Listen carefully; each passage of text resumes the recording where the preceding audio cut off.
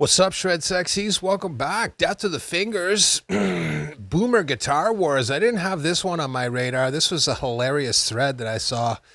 Sort of inadvertently. It was someone posting a comment and then somebody actually commenting on the post of a comment and blah, blah, blah. And anyways, the long story short is just like, essentially the comment was, like how many boomers, have like, umpteen Fenders and Gibsons and stuff like that to play the same 8 songs or something along those lines. Basically, fighting words as far as the guitar world's concerned. And then it just blew up because the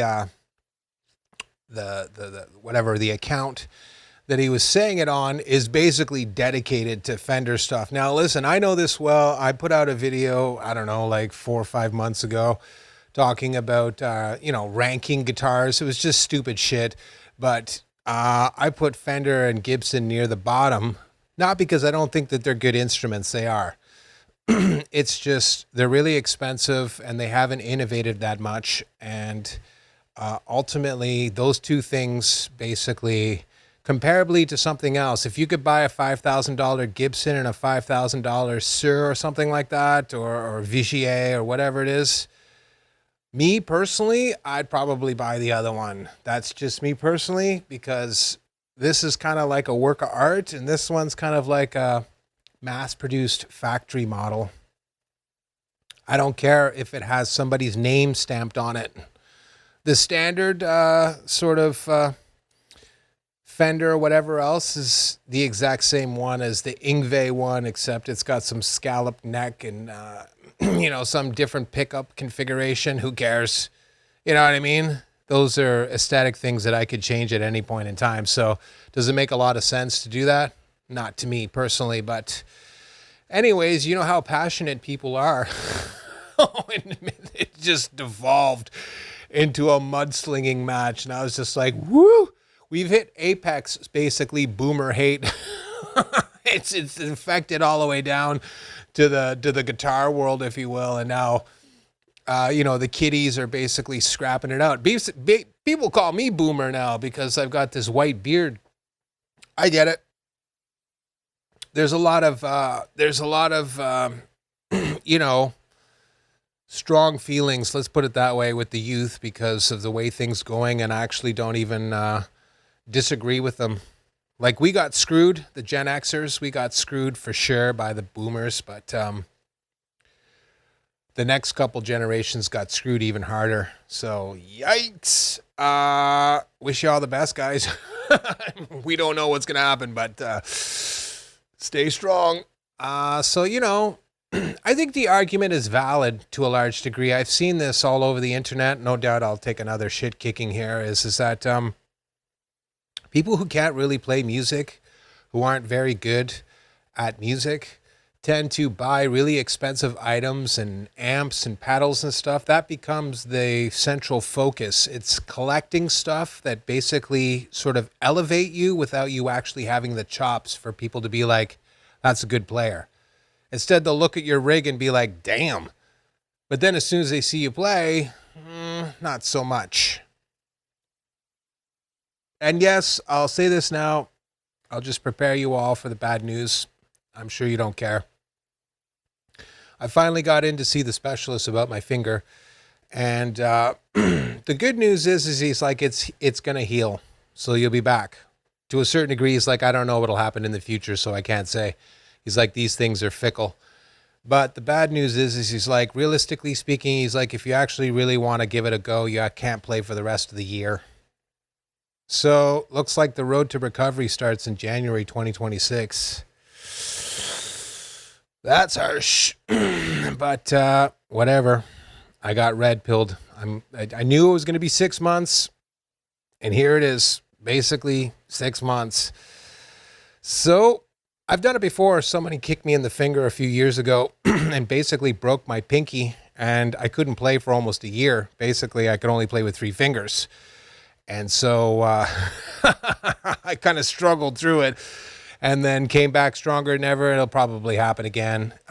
So it is what it is. Just a little update there. I'm sure you don't care. But basically, that axiom is true. people that aren't very good players basically, you know, substitute for, top end gear. It's pretty funny. I saw another tweet this morning that basically confirmed that as I was thinking about it. This guy's like, I've got the best gear I've ever had. And I have no sort of, no desire to play. And what that really means is, in guitar speak, is I didn't spend enough time actually developing as a musician. So now every time I play, it's basically performative. I go through the motions. I play the same songs over and over again, the same licks, the same solos, the same tired sort of approach, everything else. And now I'm not inspired anymore because it's not really fun. It's just boring because there's nothing new to stimulate my mind. Yikes. I told people it doesn't matter. I have seen this millions of times. I have studied it in myself extensively. You know how anal retentive I am about that kind of stuff. At least you should be getting that picture. So that's the thing is like once you recognize it within the self, it's impossible to deny on a wider scale because you're like, I'm no different than a lot of people. Point in fact is I'm probably on the same exact trajectory. I'm no more special or better than the average player. I'm just more dedicated. That's it. That's all it is. I don't have the chops that you see the top guys on the planet have. There are two different types of musicians. There's the people that just are awesome, the Mateos of the world, or Mateuses, or the Guthries, or insert whoever you want in there. Super ultra shredders that are just so ridiculous. You're just like, man, that's nuts. Right, and then you got everybody else. We're good to a point. And then that's it. I saw some drummer yesterday. I think the guy's Italian or something like that. No disrespect. I don't even actually know what his name is. But this guy is a monster. I mean, ridiculous monster. I had to watch the video twice to actually believe it. At first I thought, nah, this is AI. This is fake. Nah, kid, I actually went out of my way to look it up after the fact. I'm like, okay, this dude, is it real? It's real. It's real. This guy is nuts. He's got a beard and stuff like that. He plays a real tight drum kit. Doesn't actually have a million sort of toms and cymbals. He's no Terry Bozzio, that's for sure. And he was just doing ridiculous stuff. He flips his stick up onto the actual hat, and then he's doubling it up with the other stick. It's like it's going back. It's just crazy. I was just like, how's that even possible? That's just breaking my mind right now. And that's my point. That guy could just play. Nobody else I've ever seen can do that. No one.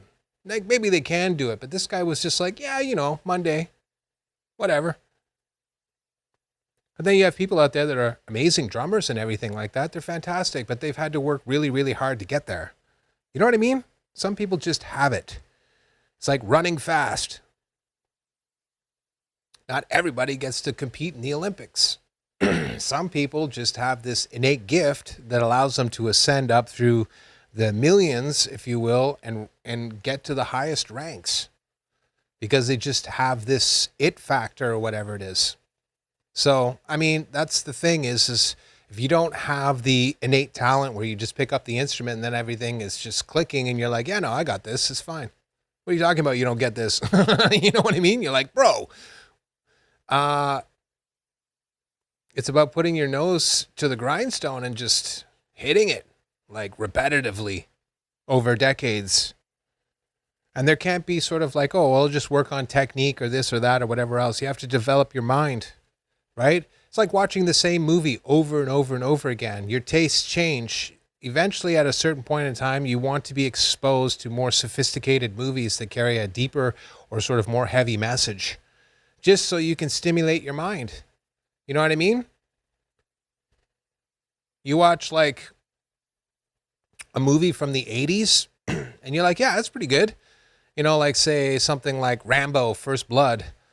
It's a great movie. It's got, a strong sort of moral hazard going on there and all kinds of social issues and all the rest of that. It's entertaining and everything else like that. But can you compare it at the same level as a movie of like, say, Inception or Interstellar?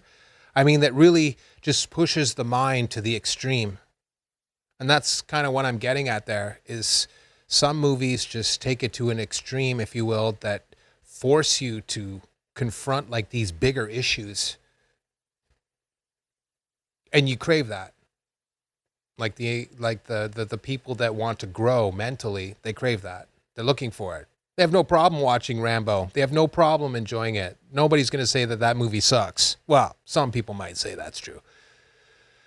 But ultimately, at the end of the day, it doesn't really matter. You know, you like what you like. And what I'm saying is that you can appreciate this and be like, yeah, it's pretty good, but this is on another level. You know what I mean? And that's kind of what I'm getting at here is that when you make music the central focus of your life, not collecting gear, not worshiping bands, not playing songs, when you fully commit, it's like what I call weekend, like weekend Christians. They're Christian on Sunday only. And there's no disrespect to the religious people here. You know exactly what I'm talking about. And that idealism can be applied to almost any group of people. So I'm not really picking on the Christians. It's just an easy and convenient sort of like expose here. But it's true. A lot of people that believe in God or whatever else, they don't actually practice Christianity. They just kind of use the church as a performative ritual to absolve themselves of their own guilt. Wipe away the sin, if you will. Sort of like how the Jewish people do that crazy ritual with the chicken. Have you seen that? I'm just like, bro, wow. Really? Okay, whatever. Knock yourself out. So that's kind of what I'm getting at there. You know, they'll go to church. They'll hear the same sermon over and over and over again, you know, because honestly, there's only so many parables you can basically wrap up in the Bible before you start overlapping. And so they understand the sort of, you know, the big ticket items, you know, the Garden of Eden, all this kind of BS. I ran out of coffee this morning, had to go get one. This is $4. I was like, God damn. And I felt bad for the guy, right? Because there's like a totally empty tip bowl there. These people make no money whatsoever. So I threw him a couple extra bucks, but I'm just like, damn. That was like a $6 coffee. You only live once. This is the first coffee I think I bought out in like 2 years, maybe longer, probably longer, more like 3 or 4. That's insane. So, you know, facts, but yeah, the whole idea here is that when you develop yourself as a total musician, you open up doors intellectually that fuel the fire that keep you going forward. It's when you become apathetic and you're just like, well, you know, I'm good enough to get by. And that's true. You can play an insane amount of classic rock and sort of 80s metal and everything else like that with just, you know, average skills. You might not be rocking the solos and stuff or whatever else, but as far as just playing along, it's great. But here's the thing. It's like anything else. You hit that ceiling and then all of a sudden it's like, yeah, you know, I feel like I'm getting good, but when you don't get any better and that sort of persists for a long time, you start losing interest and then it tails off. And then you get the guy that's like, yeah, I have the best gear in the world. I've never sounded better with respect to my gear, but I have no interest in playing. That's exactly what happens. You get really inspired. You're like, I'm sounding better than ever. My chops are going up. And the thing is you just don't keep investing incrementally. I don't mean make like, oh, I'm gonna quit my job and get into MIT, that's Musicians Institute of Technology, not the other one, Massachusetts, or GIT, right? Or something else. I mean, just incrementally be like, okay, well, I don't know all the names of the notes on my fretboard or whatever it is. And you start there. And you just start ritually going through it. And then you're like, I don't really know how the circle of fifths and the cycle of fourths works in terms of like, what does that mean in really general terms? And then start with the big sort of ticket items and then start gradually whittling it down till you get to something that you can actually use, where it's not like you're sitting there and you're like, I have no idea what I'm supposed to be doing. Instead, you're listening to a piece of music and you're like, oh yeah, look, they just modulated. You know what I mean? Big difference there. And that's what I'm talking about. These music training platforms and stuff like that, they train your mind to not only be able to recognize it and then instantly understand how that's used in a musical context. You know what I mean? When somebody says, "Oh, look, this song's got a lift," and you're hearing from like this really successful producer or recording engineer or whatever else.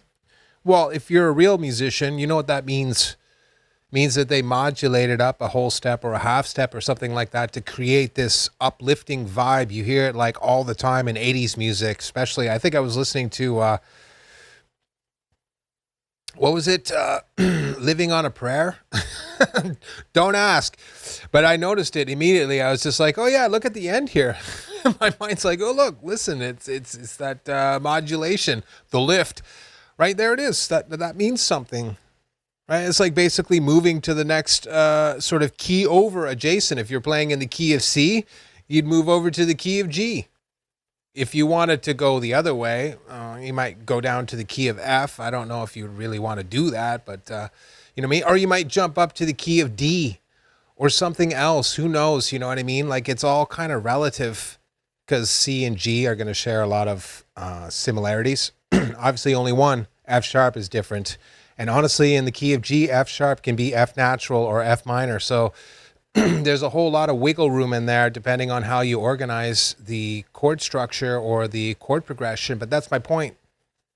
It's no longer just like this, oh, look, it's a fancy chart that I saw on the internet or whatever else it is. And that sort of gets to this whole argument with the boomer sort of guitar wars thing is that ultimately what you're talking about here is a lot of people that probably deep down inside know that they didn't invest enough time to really sort of compete, not in a sort of, you know, like, oh, I have to prove myself or anything, but just, you know, there's always healthy competition. I don't care. Anytime you watch another guitar player, if you're a guitar player, you're like, I'm better than them. Admit it. You said it. Or you're like, it'll be on my best day or whatever it is. And that's fine. But there it is. The musician is like, I want to be as good as that person. And then you work towards it and then eventually surpass it. But the hobby player and stuff like that, which is what you're talking about here with these, you know, these dudes that own 8 Gibsons, you know, worth $50,000 worth of guitars sitting there on your wall, but they can play like, you know, Sweet Home Alabama and, you know, what's that really famous one? You know what I'm talking about. Free Bird. I actually watched a live version. I was like, the music is good, but you know, like, whew, it was a little rough. It was a little rough, but you know what? People didn't care back then. They were having a good time. So it is what it is. Pretty interesting, but not a great rendition. That's for sure. But there it is. You know what I mean? Like it's a cautionary tale. And although that whatever, the kid lashing out, if you will, I'm just going to use that because I have no idea how old this person was. It's just, you know, some rando name on the internet. But probably younger, was making a salient point, but obviously lashing out at the same time. You know what I mean? You don't have to hate on other people because they enjoy what they enjoy.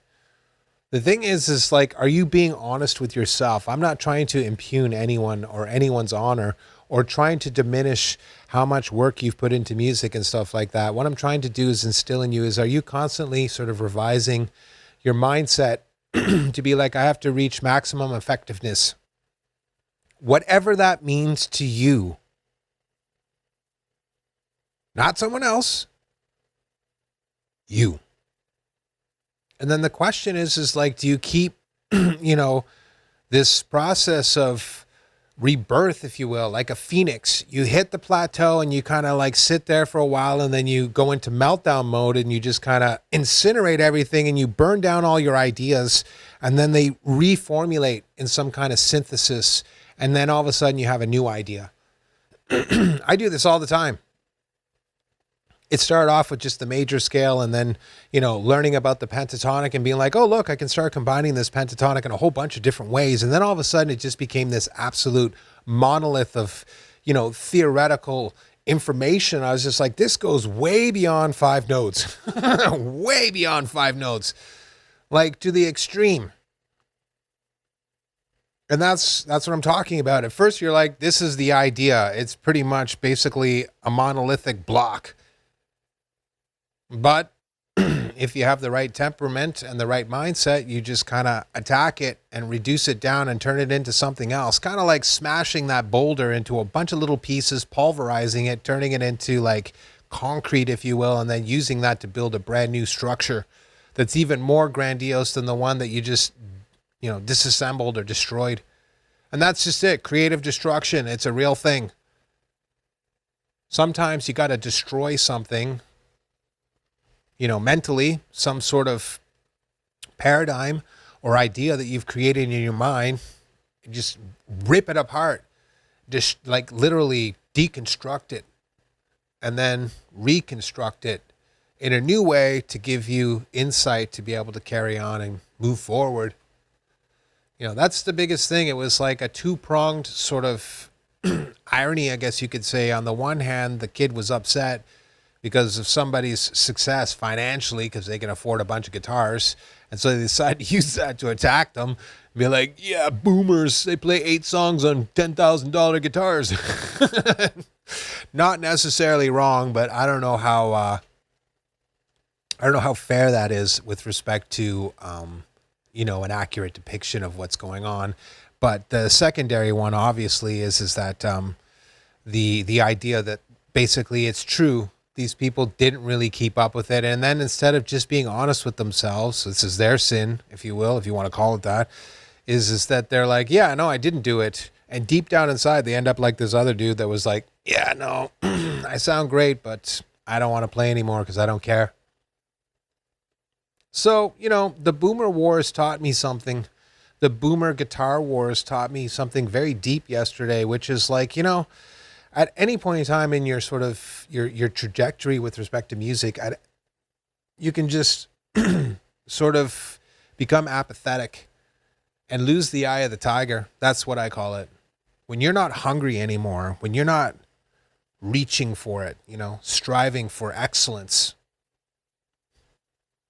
that's when you got to turn it up or pack it in, one or the other, because it'll happen eventually.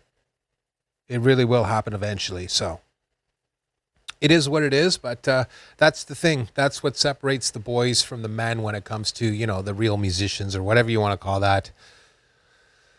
And yes, that's a real thing. You are not a musician if you can't read music, if you can't understand basic music theory, and you can't apply those principles to the guitar. To what extent, I'll leave it up to you. But if I was like, play A minor pentatonic or play B major pentatonic and you do not know the difference, you're not a musician yet. You're a performance artist, and that's fine. Nobody's actually trying to take anything away from you. But I don't call myself a mathematician because I can add, subtract. You have to sit there and be like, describe this physical world thing using math. That's a mathematician. A physicist is like, I take this ball, I drop it, and then all of a sudden they write out some crazy squiggles, and they're like, this is how you figure that out using just math, right? Totally different. So there's a huge difference between, how you perceive yourself and what is reality. And really that creates the disconnect to be like, well, I don't really need to keep up with this stuff, or even stops you dead in your tracks from actually reaching your full potential in the first place. You're only doing yourself a disservice. Nobody expects you to be the best guitar player in the world or the best musician in the world. Point in fact is, even if you are the best musician in the world, doesn't mean jack shit. I saw this one kid, Steven Taranto. He's not even a kid anymore. He's probably a middle-aged man. I know who he is. The guitar freaks know who he is. Nobody else knows who this guy is. And he's one of the most terrifying guitar players on the planet. This dude is next level. I mean, insane. Insane. Beyond insane. I'm just like, oh, wow. When you're talking technical shred, yikes. He's a step up from Rusty Cooley. I'm just like, whoo. Come on, man. Yikes. Nobody knows. Nobody even cares. You see what I'm getting at? You can take it to an extreme, but if you do it in a way that doesn't actually sort of provide you the skill set to exploit it in a way to get it out to the sort of more, the average person, if you will, the average music listener. Well, I mean, that doesn't mean stop doing what you're doing. Maybe you're just really into the technical stuff. I can respect that. But at the same time, you're kind of relegating yourself to a miserable position because everybody else will climb the food chain and you won't. And that'll become a resentful fact because you're like, I'm way better than these people. And you basically get screwed. That's why I started to slow down on the shred. It's not a question of shred. Trust me, there's solos on this new Super Void album that are just ridiculous. But in the big picture, it doesn't matter anything because it doesn't matter how good I am comparably to someone who's not as good as me. I'm nowhere near as good as a guy like Steven Taranto or Matteo Mancuso or any of these people, right? Like, it's just not realistic to even make the comparison. So, food for thought. Never stop seeking. That's the whole point. I don't need to go on the internet anymore and argue with AI about the same goddamn points every single time in law and all the rest of that stuff. But I keep trying to come up with new, novel arguments to run through this gauntlet, if you will, to test my own skill. I know that this thing is going to challenge me on every single front. It doesn't matter. It's going to make me work to the nth degree to get the answer that I know is true. That is the point. Because you go through that process 10 times, and then it goes from 20 posts to get to the answer to 2. That's when you know you're making progress. And that's the point. Do you seek it out? Do you put that extra pressure on yourself that's manageable, that creates the sort of resilience and the drive necessary to really elevate yourself? Or do you just sit back on your laurels and be like, well, it'll happen when it happens. And that's just it. Once you kind of get into that, that sort of relaxed zone, which everybody gets into, everybody goes through a lull and stuff. But then, of course, you have to kick yourself in the ass and be like, get it done. But once you get comfortable there and you stop moving and whatnot, that's it. It's kiss of death again. So, I'm trying to use this whole sort of negative situation, which I thought was really funny, but it actually revealed a much deeper truth with respect to, guitarists and musicians and everything else like that I thought was interesting. And I wanted to share with everybody too, because this is really what you're talking about. The guitar is the medium. Okay, that's just the way you express yourself. But everything else comes from within. The motivation, the drive to be the best, the sort of, the wherewithal to stick with it over the decades, the commitment to increasing your knowledge, all of those things, they come from within. It's internal fortitude and willpower. That's all that is. It's externalized. So if that part of you is weak, right, and you're not basically constantly challenging yourself to be like, am I really pushing myself to the extreme? Like, I've played all these songs. I have no problem. I can play them forwards and backwards. It's like I don't even have to try anymore. Well, have you tried learning a harder song? Have you tried writing your own song? You know what I mean? Have you tried taking a look at the music itself and doing an analysis with respect to the theoretical breakdown? And yeah, that's a real thing. If you're not, there it is. So I think that wraps up the video. I know this one's another monster, but that's just it.